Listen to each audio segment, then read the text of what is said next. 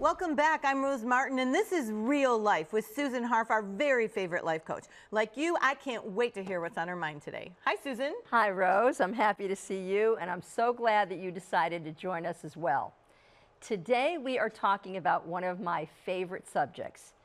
If you change your beliefs, you can change your life. Okay, wait a minute. Let's just say that one more time. If I change my beliefs, I can change my life. That's right. I can't wait for this conversation. Well, and I'm going to make you a promise, Rose, and I'm going to make the same promise to you. If you adopt different beliefs about certain things in your life, I promise you, your life is going to change and change for the better. And quickly? Will it change quickly? Do you know what? Some of the things that I'm talking about, you can change immediately, and it's not a long process to do so. Okay. So, here's number one. You can decide in advance how you want to regard someone or some people. So in other words, in my life, I made a decision that I am going to have a relationship with my daughter-in-laws, and I'm going to have a relationship with their parents as well. That was before I ever met them. I could make that decision. So I'm thinking, if you have a neighbor or you have a boss or you have a relative, then are you saying that I can decide right now how that relationship is going to go, and it's going to be what I create in my mind? Yes. Okay. And you know who taught me that? My father-in-law. And I'll tell you how he taught me.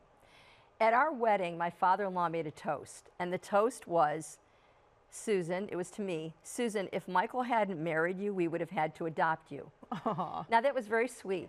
The fact is, my in-laws knew me. I had dated their son, but they didn't know how I was going to be as a daughter-in-law. They didn't know about our long-term relationship that was going to ensue. And yet, he and my mother-in-law made a decision about their daughter-in-law prior to having me as a daughter-in-law.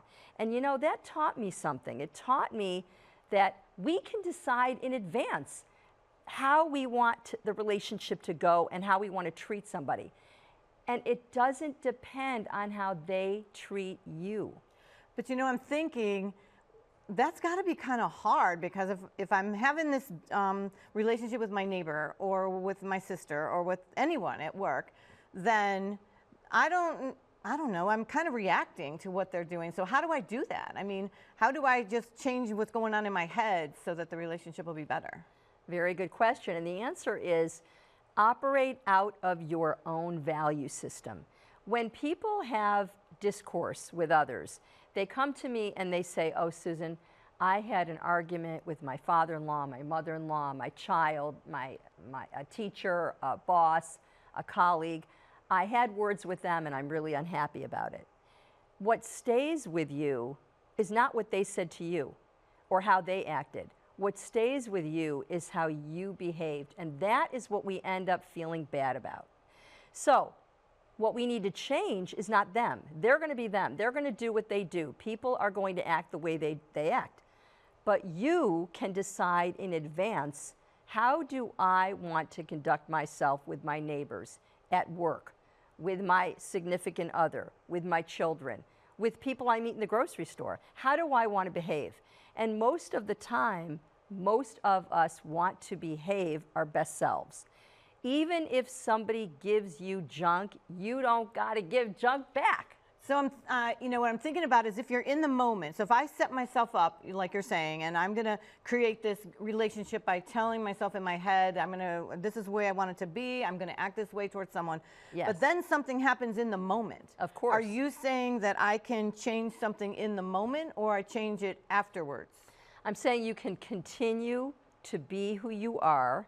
If you are someone whose value system dictates, I get along with these people, then you can be operating out of that value system by being yourself and not being them. Now, you know, another thing about that is that when people do that, when someone says to you something that's unkind or not nice or makes you feel bad, if you say to yourself, well, I'm going to give it right back to them. They're not treating me well. You know what you're doing? You are making them your teacher. Why do you want to make somebody who does the wrong thing your teacher and dictate how you're going to act? So one of the other belief systems that we need to adopt is this. It's never wrong to do the right thing. And the right thing is being yourself. And if you regard yourself as a good person, be that good person. You don't need to make the wrong person your teacher.